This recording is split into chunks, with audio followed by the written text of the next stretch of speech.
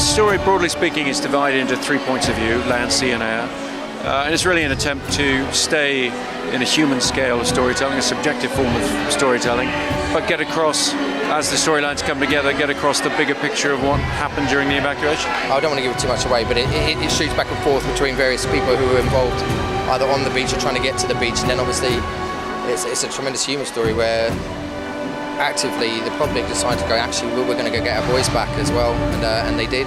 Anytime you get to work with someone who's so passionate about what they do, and that's a privilege in itself. And I think Chris he knows everything about the project, so he's kind of the conductor, but he also knows how to play every instrument as well. So it's pretty inspiring to be around him and get to watch him work. One of the things that we know that Christopher does incredibly well is blockbuster.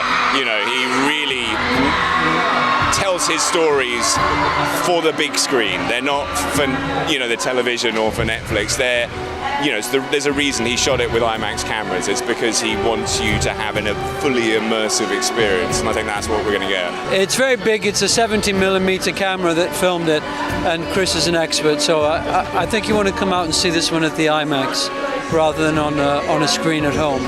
Unless you've got an IMAX at home. Maybe some people do. You feel as though you're right there in Dunkirk on that massive beach. You feel as though you're right on the edge of Europe. And right on the edge of Europe, you can look across and see home. So you feel that kind of suspense, you feel that scale, and you feel we were surrounded by real people, real boats, real planes, so we didn't have to do much acting. Chris likes to shoot things for real, and he does. So there was real Spitfires, real destroyers.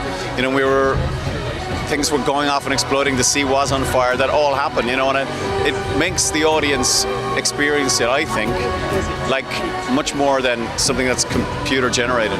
There's hardly any CGI in this, and that's because Chris loves to do things for real. So majority of what you see is, if you see a plane hitting water, you will see a plane hitting water. If you see a destroyer sinking, you probably are seeing a destroyer sinking.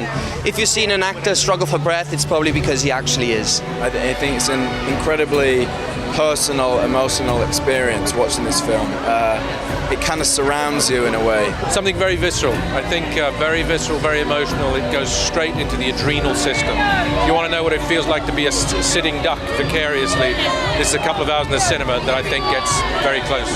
I think it's a thrilling tale, but a very kind of poignant tale about, survival. And when we join together, unite together, we can tackle anything. Even at the last moment of all disaster, we can still pull through. And there's light at the end of the tunnel always.